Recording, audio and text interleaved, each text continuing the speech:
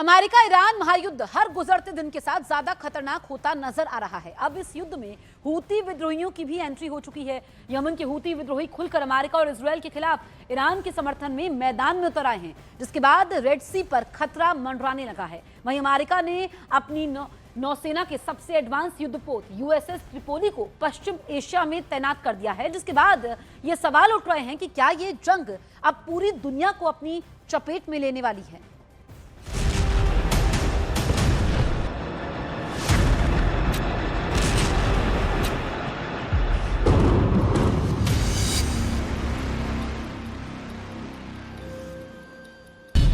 महायुद्ध में हूथी की एंट्री, नए खतरे की घंटी। अमेरिका के विरुद्ध अब हूथी लड़ेंगे युद्ध। ईरान युद्ध का नया मोर्चा, घिर जाएगा अमेरिका। अमेरिका इजरायल और ईरान के बीच चल रही जंग में जैसे जैसे वक्त बीत रहा है, युद्ध और भीषण रूप लेता जा रहा है। महायुद्ध में नए नए मोर्चे खुल रहे हैं और दुनिया भर में संकट बढ़ता जा रहा है। अब इस युद्ध में ईरान का साथ देने के लिए हूथी विद्रोही भी शामिल हो गए हैं। हूथी विद्रोहियों ने इजरायल पर बैलिस्टिक मिसाइलें दागकर साफ कर दिया कि अब ये जंग सिर्फ ईरान और इजरायल के बीच नहीं, इसमें हूथी विद्रोही भी ईरान के साथ खड़े हैं। हूथी विद्रोही पश्चिम एशिया के सबसे शक्तिशाली और खतरनाक आर्म्ड ग्रुप्स में से एक है।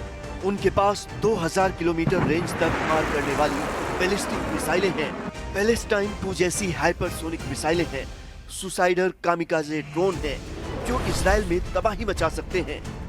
इसके अलावा एंटी शिप मिसाइल सिस्टम और करीब 1.5 लाख प्रशिक्षित लड़ाके हूथी विद्रोहियों की बड़ी ताकत है। हूथी विद्रोही बाब अल मंदेब गलियारे को बंद कर सकते हैं, जिससे वैश्विक समुद्री व्यापार पर संकट और गहरा सकता है। पहले ही हॉर्मुज स्ट्रेट बंद है और अगर ये समुद्री रूट भी बंद हुआ तो कच्चे तेल और गैस की सप्लाई पर बड़ा असर पड़ेगा।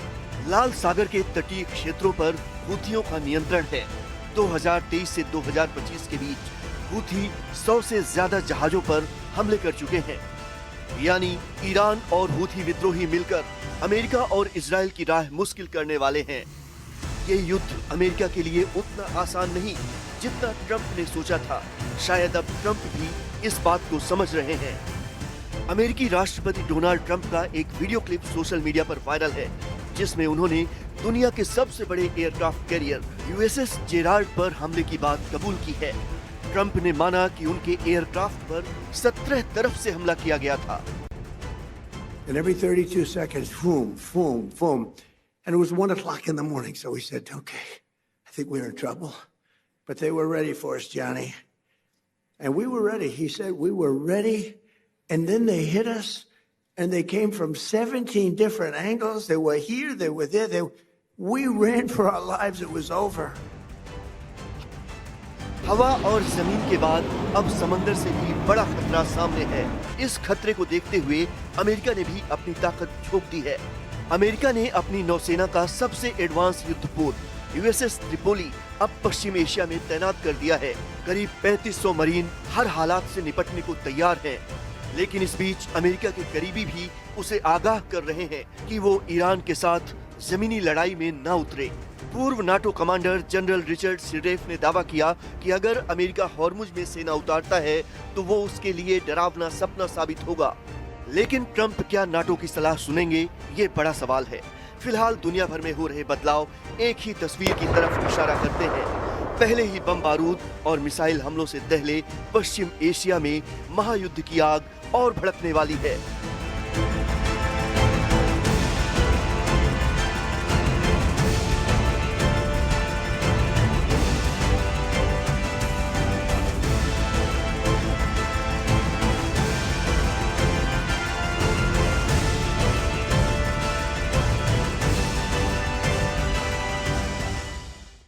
ऐसा माना जा रहा है कि ईरान 3 चरणों वाली रणनीति पर काम कर रहा है।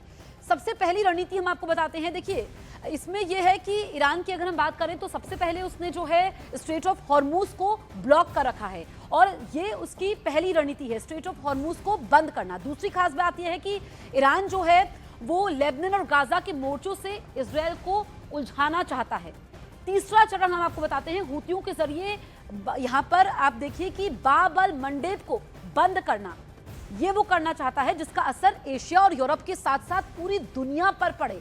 तो हमने आपको ये पहली रणनीति, दूसरा प्लान और तीसरा प्लान बताया कि किस तरीके से वो आगे बढ़ रहा है। अब आपको उस बाब अल मंडेब स्ट्रेट के बारे में बताते हैं जिसे हूती विद्रोही बंद करने की धमकी दे रहे हैं। अब देखिए, ये बाब अल मंडेब पर संकट क्यों है ये आप समझिए। ईरान ने पहले ही स्ट्रेट ऑफ हॉर्मूज बंद कर रखा है, अब बाब अल मंडेब पर संकट मंडराने लगा है क्योंकि पहले से ही स्ट्रेट ऑफ हॉर्मूज जो है वो बंद है। अब संकट किस पर है? बाब अल मंडेब पर है, जिसे ब्लॉक करने के बारे में ईरान सोच रहा है। इसको ब्लॉक करने के लिए ईरान सोच रहा है। अब आप समझिए कि अगर ऐसा होता है तो ये दुनिया भर के लिए मुश्किलें खड़ी कर सकता है, क्योंकि बाब अल मंडेब, ये जो बाब अल मंडेब है ये काफी महत्वपूर्ण है और बाब अल मंडेब एक संकरा लेकिन बहुत अहम समुद्री रास्ता माना जाता है। ये हम आपको बाब अल मंडेब के बारे में बता रहे हैं। देखिए, दुनिया के सबसे अहम समुद्री रास्तों में इसकी गिनती होती है।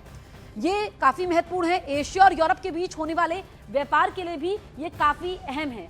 बाब अल मंडेब से गुजरता है दुनिया का करीब 30% समुद्री तेल।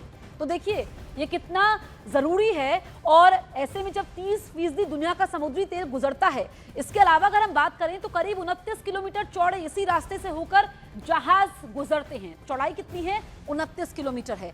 ईरान अब बाब अल मंडेब में भी जहाजों को रोक सकता है, तो स्ट्रेट ऑफ हॉर्मूज के बाद अब इसको भी निशाना बना सकता है, यानी कि बाब अल मंडेब जहां से दुनिया का 30% तेल जाता है। इस वजह से कच्चे तेल की कीमतों में भारी उछाल हो सकता है।